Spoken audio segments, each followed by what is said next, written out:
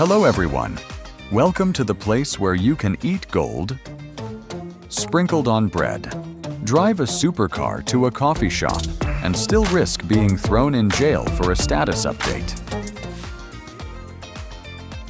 Yes, we are talking about Dubai, a paradise in the desert where the super rich live like gods, while the working class lives like, you know.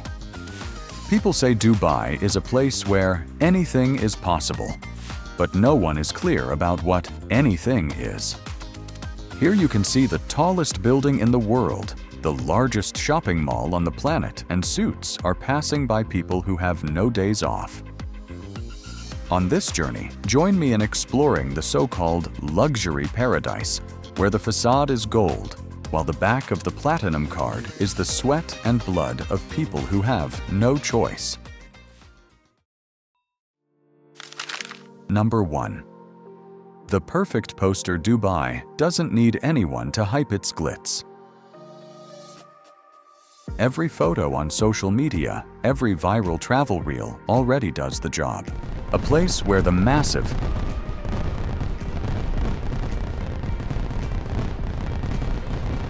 the expensive, the ultra-polished aren't just built to be used, they're built to be filmed, uploaded and shared. It's no accident. People call it a city made for the camera. The Burj Khalifa lights up the skyline at nearly 830 meters tall. Palm Jumeirah, seen from above, looks like the logo of a luxury brand. Malls bigger than multiple football fields feature every high-end label. Dubai invests in urban scenery the way a brand markets a product, and the product is a flawless image. The government isn't just building infrastructure, it's running a media machine. Every international event hosted here, from Expo 2020 to COP28, is a chance to cement Dubai's place on the global map, not just as a destination, but as a model. Dubai doesn't wait for the media to tell its story. It writes the script frames, the shot casts the characters, and broadcasts the finished image. No need for heavy-handed censorship, just start at the beginning. Some international magazine features are part of content partnerships with pre-approved imagery locations and narratives. On social media, Dubai travel vlogs often look eerily similar. Same spots, nearly identical itineraries. Celebrities, influencers, and vloggers are flown in with filming guidelines, covered costs, and a clear ask: keep it positive. In a city where cameras only roll where the scene's been set, do you still believe in the spontaneity of those viral reels? What's left out of the frame? No half-built towers, no labor camps, no rush-hour crush on public transit. Places like Sonapur, where tens of thousands of migrant workers live in packed, isolated housing far from the city lights, don't show up in the travel shots. There's no need for public censorship because the narrative's already locked before anyone hits record. Even international media companies with Dubai offices operate within media-free zones, granted licenses, but closely monitored. Some journalists have faced pressure or had to leave after publishing content deemed damaging to the national image. In 2021, the UAE rolled out the national media strategy, not just to manage news, but to control how the world perceives the country. It stated that all international-facing content should align with the goal of building a positive national image. That's not just storytelling, it's soft power. A curated image treated like a strategic asset. In that context, Dubai isn't introduced, it's staged. Tourists, investors, and followers all see a city in slices of perfection, crafted with lighting, camera angles, and a visual playbook that rarely changes. So what got cut from the picture? And why is there so little space for anything different? Sometimes the uniformity of how the city is portrayed makes you wonder, what's real and what's just part of the strategy? Number 2. The inverted pyramid behind the image of a vertical metropolis is a flat-tiered society, one that runs mostly on the backs of people who never appear in the photos. Dubai is home to around 3.6 million people. Just 10% are Emirati citizens. The rest are foreigners, and over 80% of them are low-income migrant workers from India, Pakistan, Bangladesh, Nepal, the Philippines, and parts of Africa. This population split isn't a fluke. It reflects Dubai's growth model, a native elite, in charge foreign middle-class professionals running services and migrant laborers handling the heavy lifting. The people on construction sites, cleaning malls, serving in hotels, they're the engine behind the shiny surface. But the legal system isn't built to protect them. Dubai uses the kafala system, a kind of residency sponsorship, where employers control a worker's legal status. That means no job change without the boss's permission. Leave without it.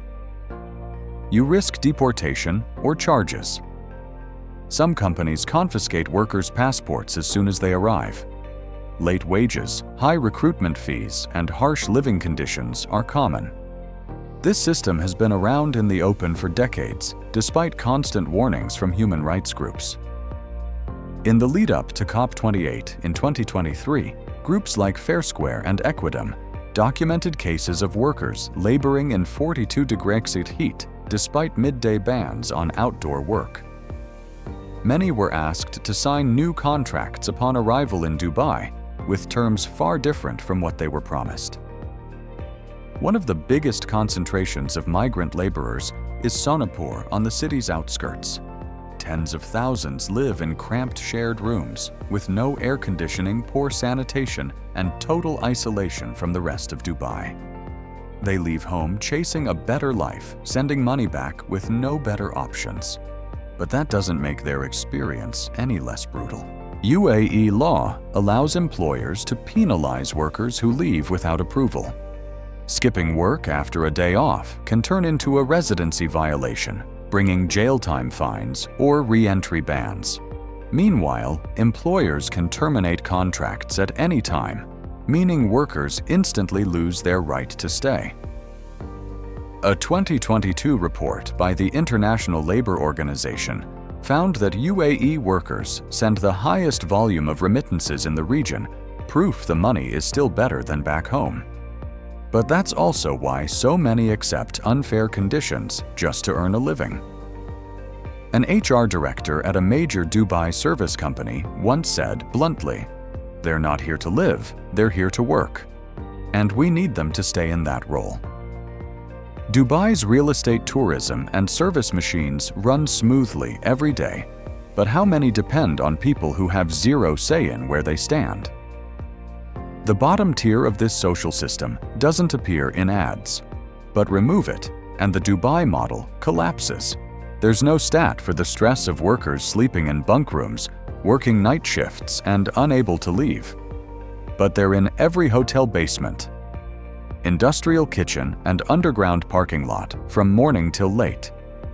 This system doesn't just keep Dubai running, it keeps the rest dreaming. Number 3. The art of control. A place with no public debates doesn't mean everything's fine. In Dubai, silence isn't agreement. It's the result of a well-constructed system of control. The UAE's laws aren't designed like in democracies where laws limit government power. Here, laws are tools to reinforce it, and they're not applied equally to everyone. Foreigners, who make up over 90% of Dubai's population, live in a legal gray zone. They have no political rights. Every word action or online post can be interpreted as an offense. What surprises many is how the rules are enforced, not just strictly, but unpredictably. Dubai's surveillance network doesn't just exist, it's baked into daily life. Since 2020, the government has ramped up facial recognition tech in public. Traffic cams, malls, neighborhoods, and even online platforms all feed into centralized data systems. Behavior tracking goes far beyond the physical world. Ever second-guessed, A post worried someone might misinterpret it. Now imagine if the government alone decides what counts as misinterpreted. Laws around personal rights are also skewed to monitor the most vulnerable. Women still need male guardian approval for legal processes like marriage divorce or traveling abroad with their children. These traditional rules also serve to keep unilateral control in practice. For groups like the LGBTQ+ community, legal status remains grim. Same-sex relationships are criminalized, punishable by up to 10 years in prison. In 2023, several e-commerce platforms were ordered to filter out content and products related to gender identities or sexual orientations not recognized by current laws. Media space here doesn't need outright bans. The pressure comes from everyone knowing what not to say. A journalist who spent years working in Dubai put it like this: "All it takes is picking the wrong topic, you've already crossed the line." This doesn't just shape news, it molds the entire content ecosystem from articles and videos to podcasts, and even innocent-seeming captions. When the right to speak depends not on what's true or false, but on whether it makes someone uncomfortable, how can you really say what you believe? You won't notice these things if you're here for just a week. For tourists, the city feels modern, safe, and smoothly run. But what's really making it run that smoothly? Number 4. The secret financial paradise. While many countries tighten financial regulations to block dirty money, Dubai has become a dream destination for those trying to stay off the radar. Its real estate market is now a money magnet for individuals under investigation, under sanctions, or simply looking to hide assets. In 2022, a major data leak dubbed Dubai Uncovered revealed that over 100,000 properties in the city are owned by people from more than 170 countries, including individuals tied to corruption scandals, criminal networks, and international watch lists. Why is this kind of investment so easy here? The answer lies in loose legal structures and a lack of transparency. Unlike major Western cities, Dubai doesn't require property ownership to be publicly declared. Deals can be made via shell companies or proxies. Transparency International ranked Dubai a global money laundering hotspot in its 2023 report, largely due to lax financial oversight and weak international cooperation. By the end of 2024, Dubai's real estate transactions had topped $140 billion, up nearly 20% from the year before. High-end properties were snapped up almost entirely by buyers from Russia, India, China, and other nations facing sanctions or legal instability. Some Western financial institutions have issued warnings that sanctioned individuals are using Dubai to stash their wealth. But the UAE hasn't signed on to key international financial information sharing agreements, making it hard to trace money flows. When ownership is fully protected and identity can remain hidden, it turns into a premium service for those who don't want to be seen. In some of Dubai's luxury residential towers, the lights stay on in every balcony, like the owner just stepped out. But the mailboxes are empty, doorbells silent. Elevators to the penthouses never get called. Underground garages stay so quiet you can hear the hum of the ventilation. These spaces exist purely to exist. Dubai doesn't publicly deny these allegations, but it doesn't announce reforms either. Remaining a no-questions-asked investment hub is central to its development strategy. In an ecosystem where power, property, and identity don't need to be explained, the real owner of a skyscraper doesn't have to show up. They just need their name on the deed, a sealed contract, and no one asking questions. Number 5. Lives on hold. Some people come to Dubai with clear contracts, legal work visas, and set schedules, and still end up stuck for months, even years. Immigration rules let employers unilaterally cancel a worker's visa. Once that happens, the worker must leave or be labeled illegally residing. Financial and legal constraints often make that impossible. No passport, no money for a flight, no access to legal help. Philippines' Department of Foreign Affairs reported in 2023 that over 1,800 of its citizens were stranded in the UAE due to withheld documents. Meanwhile, Human Rights Watch data showed at least 65% of Dubai's migrant workers had faced delayed or unpaid wages. Even beyond blue-collar labor expats can lose control of their lives over minor missteps. If you weren't born here, your entire existence hinges on a licensing system controlled by someone else. When COVID hit, the smooth operating mask slipped. Within weeks, tens of thousands found themselves no longer employed, but unable to leave. No paperwork, no savings, no exit plan from the city, hailed as the world's most dynamic. In labor camps east of the city, overcrowding surged. Sanitation dropped. Clean water ran low. Healthcare fell short. This in a city with the busiest international airport on Earth, but not enough flights to get laid-off workers home. Even those outside the labor class weren't immune to tight control. When a system is designed to keep everyone in line, there's not much room to break free, no matter your status. Some stories stop people in their tracks not because they're shocking, but because they happen to those with every supposed privilege. When personal choice is replaced by centralized power, the line between living in luxury and living in confinement starts to blur. The remarkable part is that a city built to project outward has so many untold stories within.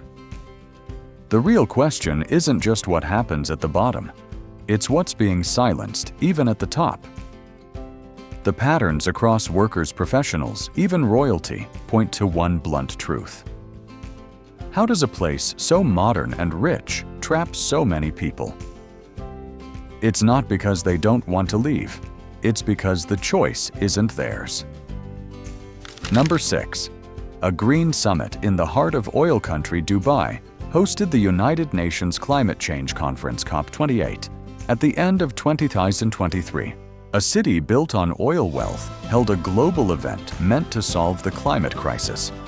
An oil-producing nation running a climate summit isn't new, but holding that summit while still announcing plans to expand oil production, that's no coincidence. While speeches inside the conference halls called for bold action to cut emissions behind the scenes, fossil fuel trade deals were being signed. Not on the sidelines, but in bilateral meetings, the perfect place for negotiations to go unnoticed. The contradiction was even sharper outside the venue. On outer roads, thousands of workers labored under heat that exceeded health safety thresholds. Many were cleaning building or installing tech for the summit itself during hours when outdoor work was legally banned from noon to 3 p.m. At those times, surface temperatures could hit 42 degrees Celsius. No banner mentioned them. No panel gave them a voice. The people most directly affected by heat pollution and poor living conditions were left out of the policy conversation. Each exhibit at the summit was fine-tuned for lighting layout and color. Smart city models, electric vehicles, carbon capture tech, all lined up to tell a sleek, promising story. But like so many global events, what's on display isn't the full reality. A city can be scrubbed clean, dressed up with signage, and painted over in neutral tones in a matter of weeks. Once the event ends, the delegations leave, the press moves on, and the temporary gloss starts to fade. The real question isn't about the summit's content, but about its location. When long-term residents aren't represented, and the loudest voices come from fossil fuel economies, what's the real weight of those climate pledges? COP28 in Dubai drew over 85,000 attendees, a record. Mainstream media praised its organization, but many also criticized it as over-commercialized and detached from reality. Among the pavilions showcasing carbon-negative tech and self-driving EVs not one focused on labor exploitation in Gulf energy projects, the same sector building and maintaining much of this new infrastructure. At a time when the world needs real climate action, hosting the summit in a fossil fuel powerhouse raised tough questions about consistency. When a climate conference is run by an oil-producing country, powered by cheap labor, and staged in a tightly controlled media environment, the only real question left is, what's the actual goal? Number 7. Order bought with silence. Despite human rights issues, media control, and social inequality, Dubai keeps pulling in foreigners to live, work, and invest. What draws people isn't freedom, it's order, speed, and opportunity. For many, Dubai doesn't have to be perfect, just efficient. No income tax, modern infrastructure, streamlined bureaucracy, economic free zones that let foreigners own 100% of a business. In 2024, the UAE pulled in over $23 billion in foreign direct investment. Most of it went into government-prioritized sectors, tech, logistics, finance, and high-end real estate. Names like Dubai, Internet City, Dubai Media City, and Jebel Ali Free Zone aren't just business hubs, they're magnets for global capital offering, low taxes, fast paperwork, and total ownership. On regional rankings, Dubai often tops quality of life lists based on private healthcare tech infrastructure and consistent public safety. Blue-collar workers, mostly from South Asia or Africa, typically earn $300 to $500 a month. The jobs are hard, but the ability to send money home keeps them here. In 2023, the UAE was the origin of over $46 billion in remittances, according to the World Bank. Some policy tweaks have been announced to improve worker rights.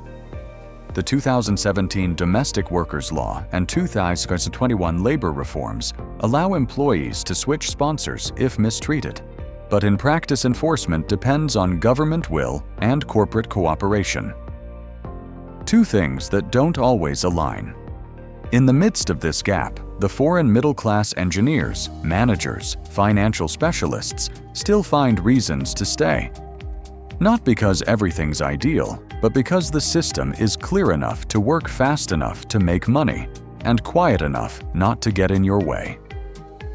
In a city where contracts matter more than politics, choosing silence in exchange for stability becomes a practical decision, not a moral one.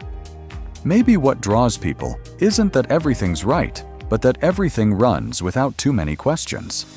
The authorities understand the value of stability in investors' eyes. Instead of aligning laws with democratic norms, they double down on a predictable legal and economic environment. Heavy control doesn't scare everyone.